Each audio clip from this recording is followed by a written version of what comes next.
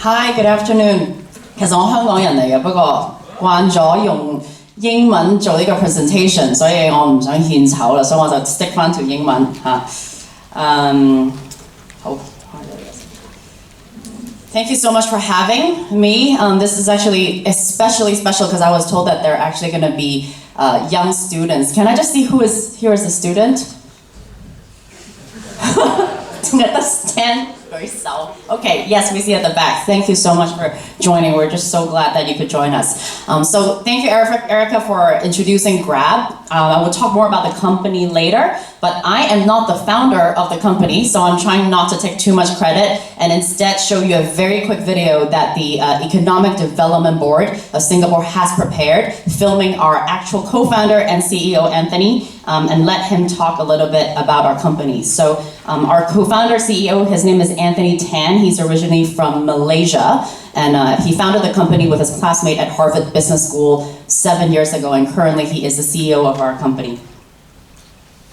Everybody was betting against us. Everyone kept telling us, no, no, no. It doesn't make sense. My name's Anthony, and I'm the co-founder and CEO of Grab.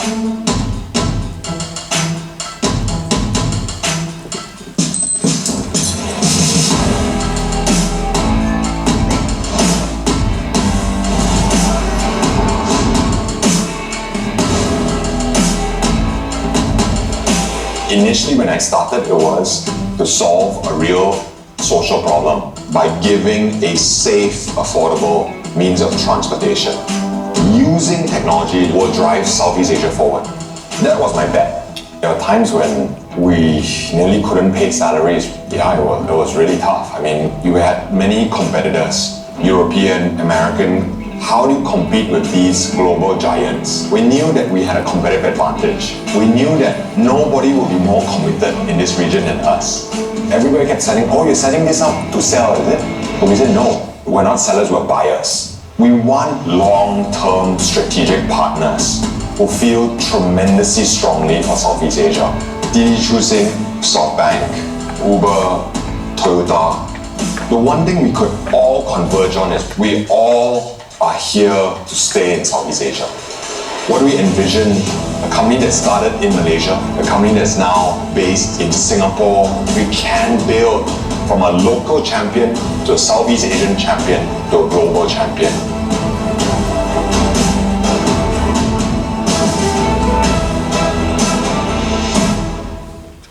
Thank you, Anthony. So we actually were just only started 7 years ago. It seems like a very long time because of the way how quickly things move in tech and everything, but sometimes we also have to, we're very humbled as well to know that 7 years ago actually this company did not exist. So a little bit about Grab. We are now in 336 cities in 8 countries in Southeast Asia. So actually the only 2 countries we're not in Southeast Asia are Laos and Brunei. So we are in Singapore, we're in Indonesia, we are in Thailand, we're in Vietnam, we are in Malaysia, we are in, I already forgot what I talked about, Myanmar, Cambodia.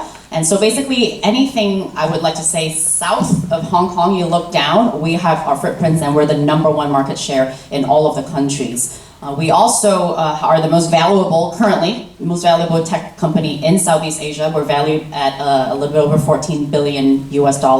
We're also very, very humbled by our most recent financing round where we have SoftBank, Toyota, Goldman Sachs, etc. supporting us as investors. And we're the 3rd largest global transport platform after Uber and Didi. And we have over 160 million downloads. So I know those are just a bunch of numbers, but I think the reason why every time when I'm presenting and speaking, when I look at these numbers, I am just amazed at the potential that Southeast Asia is unlocking right now at this very moment.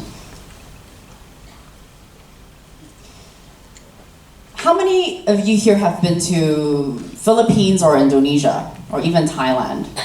So that's enough of you, right? So this picture should not be a shocking view to you. In fact, I think the first time I went to Vietnam, I realized I can never cross the road if I try to look at where the cars are coming, which is the normal human way. So actually the best way, all my colleagues say, is you literally just close your eyes, walk very slowly so that all the motorbikes know that you're there, and they will find a way around you. And trust me, I do that now. I don't exactly close my eyes, but I just don't look, and I just walk. Southeast Asia is a very interesting place for mobility, and obviously we're not just a mobility company, and I'll talk more later, but people are hustling every day, and actually most activities take place in motorbikes, which we are also a part of. And I find that extremely beautiful for ride sharing, which is the primary business that we started in, because these countries are very large. They're densely populated, and actually people cannot afford to buy cars. So the whole life and commerce happens on motorbikes. I was in Thailand, and I think China used to be that way too, especially on bikes. You can literally see someone pile 2 pigs at the back, 3 suitcases in the front, and then carry 2 of their sons in front of them, and they're just on a little tiny bike. And that's just scratching the surface on how enterprising people could be. But reinventing mobility tech with them has been a very exciting motivation for us. How do we start? So I did mention that our co-founder Anthony Tan and his other founder Huiling Tan, unrelated, but they were Harvard Business School classmates. And they entered a startup competition. So actually, for young students out there, you definitely enter as many competitions as you can, because you never know what will come out of it. They came in number 2 after some baby diaper startup, which has disappeared already. And currently, at that time, they were inspired by Uber's model of accessibility and affordability. And they thought, you know what? They're both from Malaysia. Why don't we bring this model back to Asia and solve real society problems? Now, Huiling Tan was a McKinsey consultant at that time in Malaysia. And as many of you may know, before the ride-hailing app era, you don't really know where your taxi's bringing you, especially in kind of dodgy emerging countries. Even back in London, when I went to boarding school, when you get into a random mini cab, you really just pray that the driver is not a serial killer. So back then for Huiling, when he would go home really late at night after working late hours as a consultant, the normal thing for them to do is to hold the phone, especially for young women, and pretend that you're on the phone with someone, so the driver knows that someone on the other end is expecting you to go home, and hopefully that will deter them from committing a crime or robbing you or something way worse. And so that really inspired our founders to found Grab, based on the thesis of creating safety, creating accountability, and creating technological transparency as well as convenience for the people in Malaysia. And very quickly we expanded to the rest of the core markets in Southeast Asia, and now currently we are headquartered in Singapore.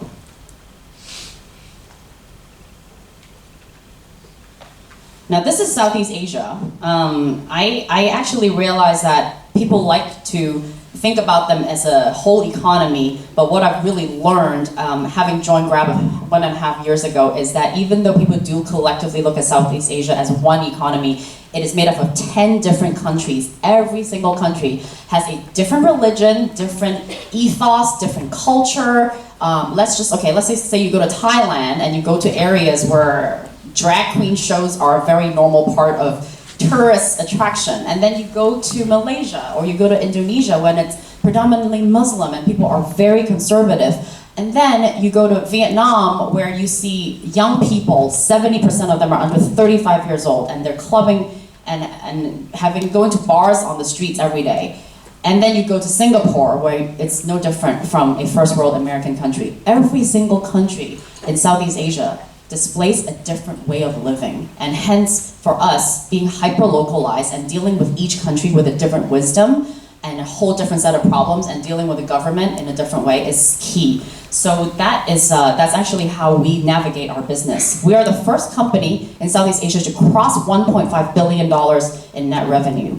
And we also don't take that lightly. We know that with that comes a lot of responsibility, but we're very, very proud of how our business has grown. And we have over 160 million mobile downloads. Now, this diagram really sums up what our company is doing right now with the whole ecosystem. In the middle, you do see all of our core products. We are not just a car ride-hailing company, by the way. We believe that highly localized transport is super important. So if you go to Cambodia, people actually sit in tuk-tuks with 3 wheels. We are in tuk-tuks. You go to Vietnam and Indonesia and Philippines, people like to be on motorbikes. Primarily, actually, a lot of our revenue comes from motorbikes. And we also believe in shuttles. So actually, if you come to Singapore, you can order a whole bus. So it's actually really fun. You feel very powerful that you can order a whole bus to come.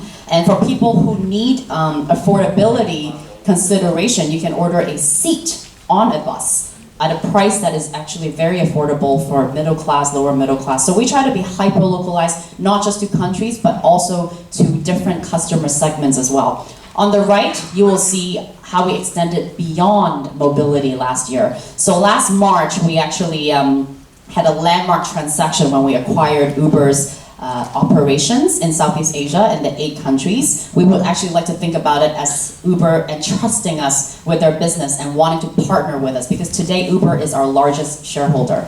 And because we acquired Uber's operations, we also acquired Uber Eats, which allowed us to further expand our food delivery business. Today, Grab Food is the widest used food delivery app in the whole of Southeast Asia. And we're developing currently what we call Grab Platform, which is a super app, not foreign to people who are familiar with Tencent and Alibaba, where you have a one app does all function. For us, we're in mobility, we're in food, we're in package delivery, we're in fintech, with both lending and also payments. We have the largest payments wallet in the whole of Southeast Asia, and we're the only company in the world that has financial licenses in all 6 core countries in Southeast Asia where you can do payments, lending, etc., etc.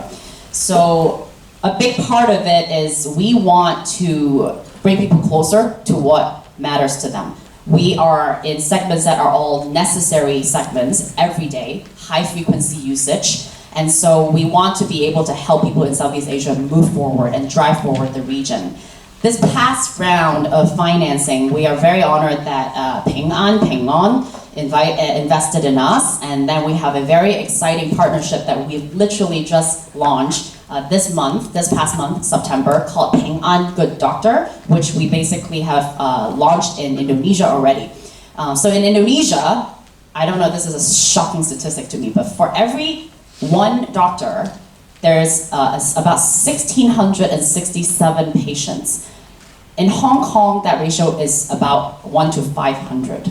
And so you can imagine just the dire need of access to medical healthcare professionals people experience in Southeast Asia. So with Ping An Good Doctor JV, which is going to be a tile on our app, people can online talk to a doctor, get diagnosed right away, and then order medication on the app, and then it will be delivered within hours. And for people who are living in developing countries that suffer a lot from rich-poor discrepancy, that is a key area. So we're super excited, to say the least, of all the full suite of services we have as we develop Southeast Asia's most popularly used super app.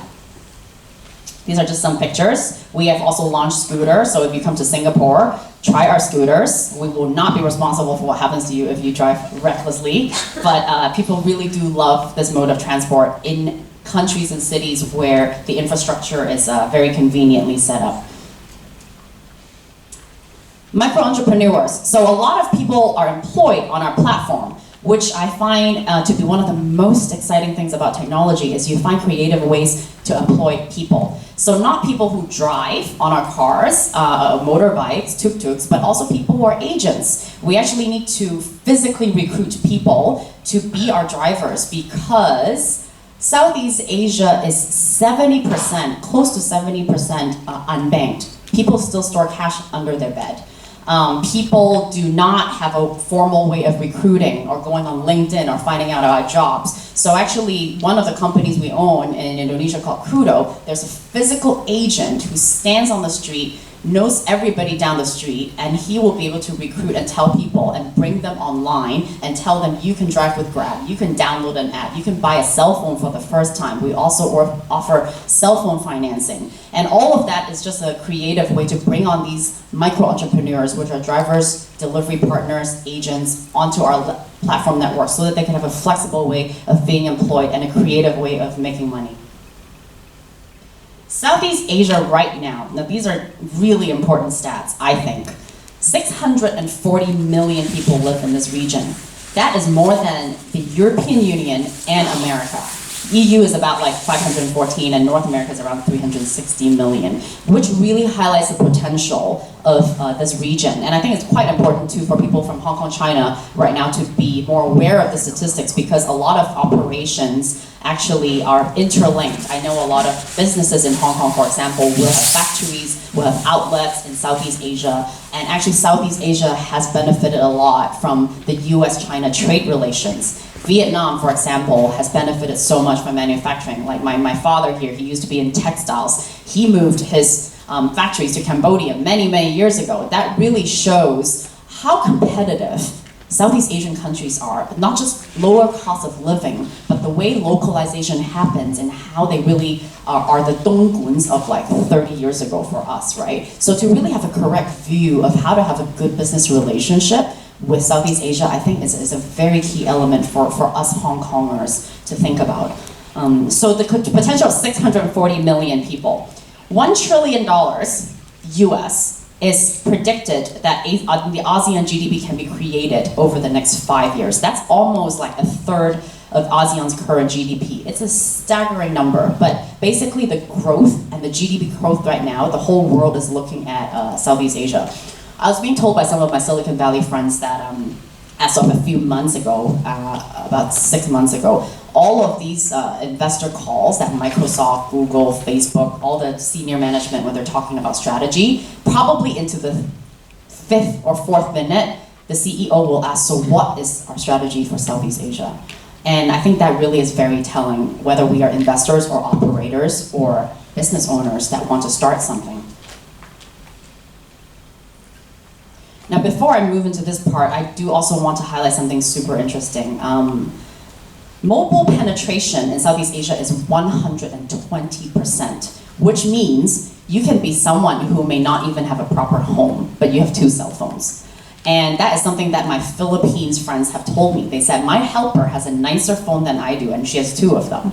And I realized, as I observe and get to know more of the people in Southeast Asia, it makes total sense. I think when a car and a house is unaffordable and a vacation to Paris is inconceivable, all you want is to have amazing cell phone reception, so you can watch your favorite soap operas and talk to your friends and scroll YouTube and go on Instagram. And the amount of money that people are willing to pay just to be online is amazing, especially relating to their income. And what does it mean for us? When you can look at countries like that have about 60 to 70% of people with no bank account, but 120% mobile penetration, bam, you can think about products to leapfrog them from an old economy in an emerging market to almost a more technologically advanced, more digital savvy economy than San Francisco. I still have to put coins into some of the car park, meters in San Francisco sometimes, and that's the most ridiculous thing when you think about that as a first-tier city. But currently, Southeast Asia is experiencing this digital transformation where you really can leapfrog that and think about the potential for all sectors. So these are some of our services. We went beyond ride-hailing to trip planner, to hotels, to wheels, to tickets, subscription videos, etc., etc. And then we have insurance, as I mentioned, and health, and all of these other wonderful things.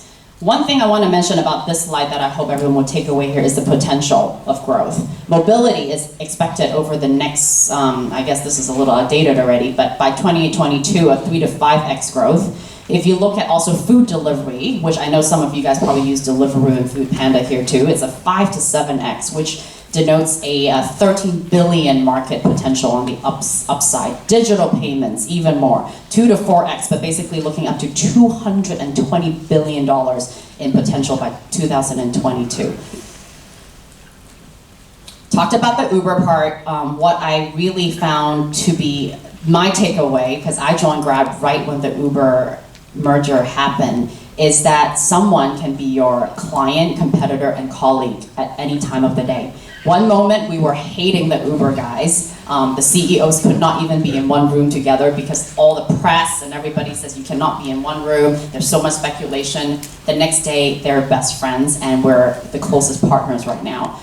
So I would really encourage everyone to also rethink their relationships with their so-called competitors, because they may be your biggest client tomorrow or they may be your colleague tomorrow.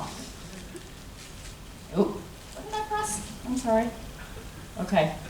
SoftBank, they have been actually our largest supporter, and we are very, very blessed to be supported by Masa, as he also clearly runs a lot of the show around the world in incubating, investing, and growing a lot of huge tech companies. This was the most recent private financing round. We actually raised the largest private round that this region has ever seen, 4.8 billion US dollars. It is not an easy thing, so don't let us throw numbers around as if it's a piece of cake. It's not.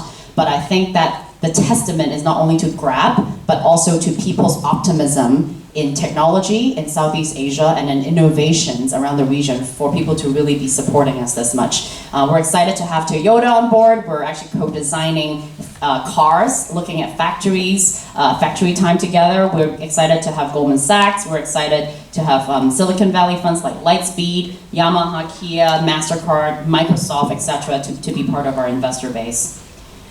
Now this is the part that I'm more excited about. Oh, I think I don't have too much time already, but right now for all of us, the most important thing is solving social problems. One of my good best friends here, one of the founders of Skype, he mentioned that if you're not creating a product that solves a pain point for mass population, you're probably not spending your time right as a founder or as a company owner. And this is what we believe in Grab, is are we helping people not in a free, let's give you free stuff way, but teaching them how to fish and giving them that fishing rod.